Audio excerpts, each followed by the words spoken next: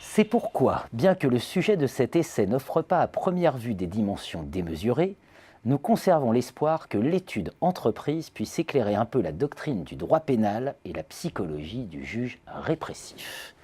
Dominique Alix, bonjour. C'est la conclusion de votre ouvrage. Essai sur la coaction, contribution à l'étude de la genèse d'une notion prétorienne, publié en 1976 à la Librairie générale de droit et de jurisprudence.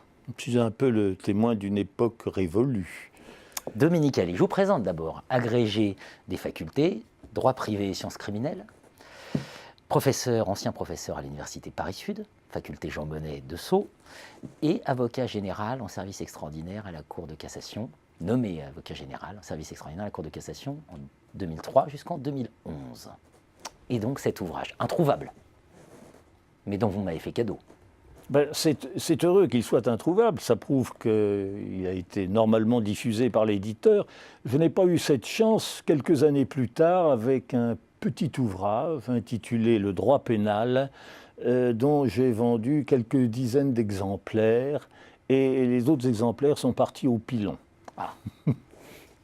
La question de l'action collective en droit. C'est ça la question de la coaction ? Comment on traite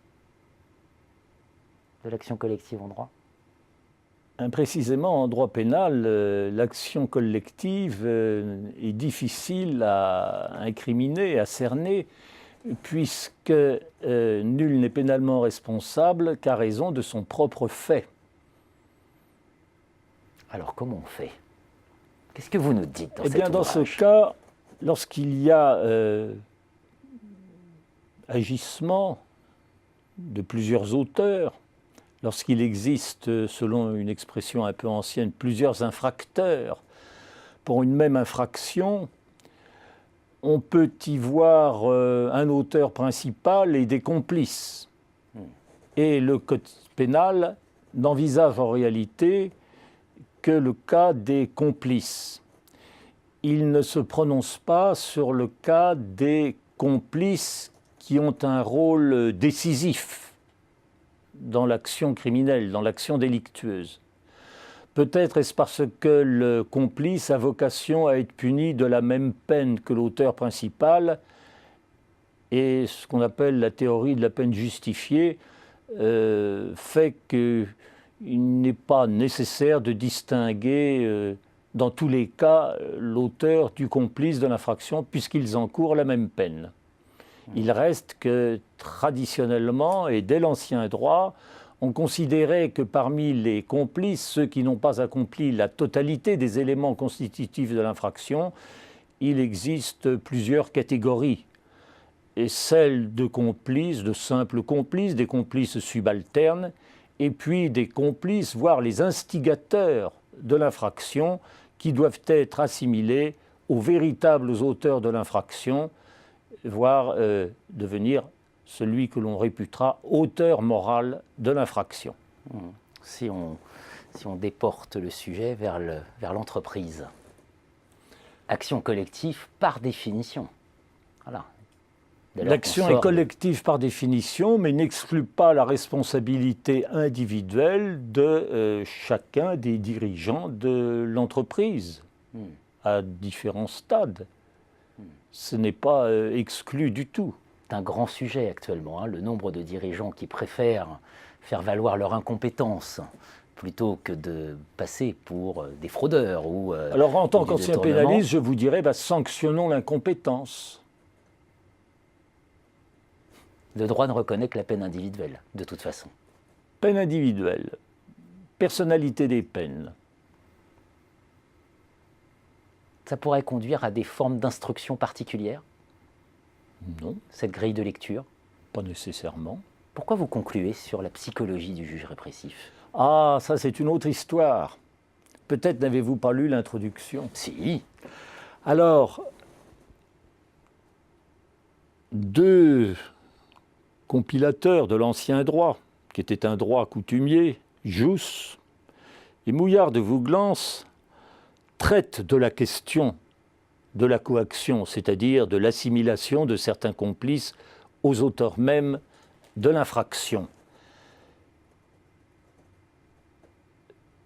On voit à ce moment-là une sorte de typologie des différents cas de participation criminelle, au sens large du terme. Jusque-là, on tenait ça pour des solutions historiques. Parce que la Révolution française et plus tard le Code pénal de 1810 ont posé comme principe que le complice encourait la même peine que l'auteur principal. Donc ces subtiles distinctions entre complices subalternes, entre complices assimilables à des auteurs, avaient perdu tout intérêt. Pour des raisons techniques, dans le détail desquelles je n'entrerai pas, il fallait quand même, dans certains cas, distinguer selon qu'il s'agissait d'un complice ou d'un auteur. Comment trouver le critère du complice assimilable à un auteur? Qu'ont fait nos magistrats? Eh bien, ils ont repris leurs vieux traités, leurs vieux précidalos de l'époque, c'est-à-dire les traités de l'ancien droit qui traitaient de cette même question, à savoir Jousse et Mouillard de Vouglans. Et c'est une démarche très habituelle, nous le savons bien en tant qu'appartenant à cette confrérie des professeurs. Nous savons très bien que lorsqu'il y a une réforme législative, nous allons regarder tout de suite ce qui se disait avant. Et nous construisons souvent notre cours à partir de ce qui a été dit. Et ensuite, on explique qu'il y a eu des modifications. La démarche est comparable. Les magistrats de l'époque, n'oublions pas que ça est né au début du XIXe siècle, la Révolution est encore toute fraîche, l'ancien droit est encore tout proche, 25 ans à peu près. Tout naturellement, ils ont été formés aux disciplines de l'ancien droit et vont donc appliquer les principes de l'ancien droit tant que l'ordre nouveau ne s'y oppose pas. Il faut bien marquer quand même que notre codification n'a pas fait table rase du passé. Il est d'ailleurs prévu en matière civile que les usages subsistent dans les matières où il n'est pas légiféré ou dans les matières où la loi ne les contredit pas. C'est vous dire que le droit est fait de strates et qu'avant de changer les habitudes, il faut que beaucoup de temps se passe. Je crois que c'est Ripert qui disait que tout juriste est conservateur. Nous étions en 1976. Je crois savoir que vous considérez qu'il faut réformer à peu près tous les enseignements de droit en raison de la question européenne. Oui. Vous pouvez développer ? Oh, je peux développer, ça n'a rien à voir avec ma thèse, parce que je crois quand même que s'il est bien un domaine dans lequel on pourrait quand même conserver notre souveraineté, c'est en matière pénale. Un peu de souveraineté. Disons que le droit d'un État souverain, c'est le droit de battre ses malfaiteurs et le droit de battre monnaie. Nous avons perdu le droit de battre monnaie, gardons celui de battre nos malfaiteurs. D'ailleurs, ça ne portera pas à conséquence parce que nous avons les exigences du Conseil de l'Europe qui aboutissent à une sorte d'abolition constante, insidieuse de la peine, de la sanction pénale. C'est une sorte de nivellement par le bas, dans la mesure où on imaginera qu'une sanction très sévère est disproportionnée. Bref, le plus petit dénominateur commun s'appliquera. Merci Dominique Alix pour cet éclairage. Vous vouliez rajouter quelque chose? Non? Je voulais dire que pour l'enseignement du droit, je crois déjà qu'il faudrait supprimer tous les cours dits de droit communautaire. Droit communautaire 1, droit communautaire 2, droit communautaire substantiel, droit communautaire je ne sais quoi, les cours assurés par les privatistes, les cours assurés par les publicistes, voire par les économistes quand il s'agit de droit de la concurrence.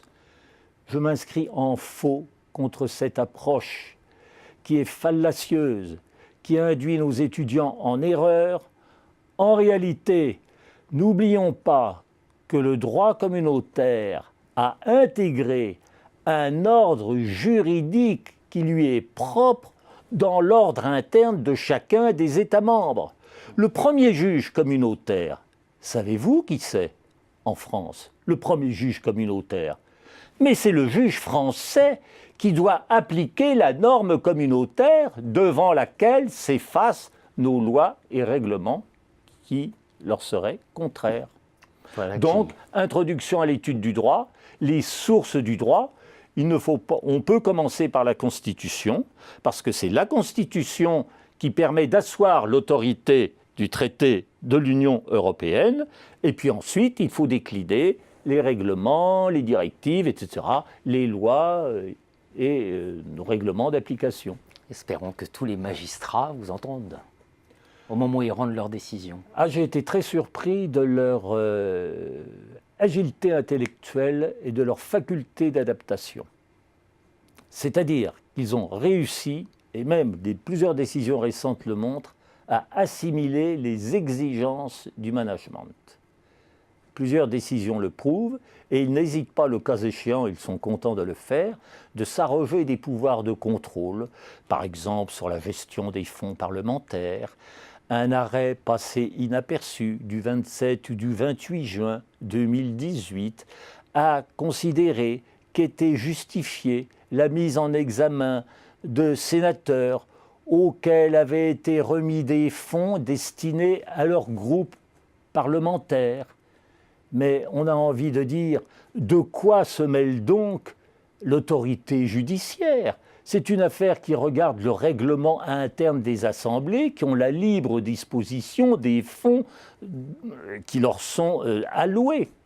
Eh bien non, on a estimé que l'autorité judiciaire devait contrôler l'affectation correcte des ressources au regard des exigences du règlement des assemblées.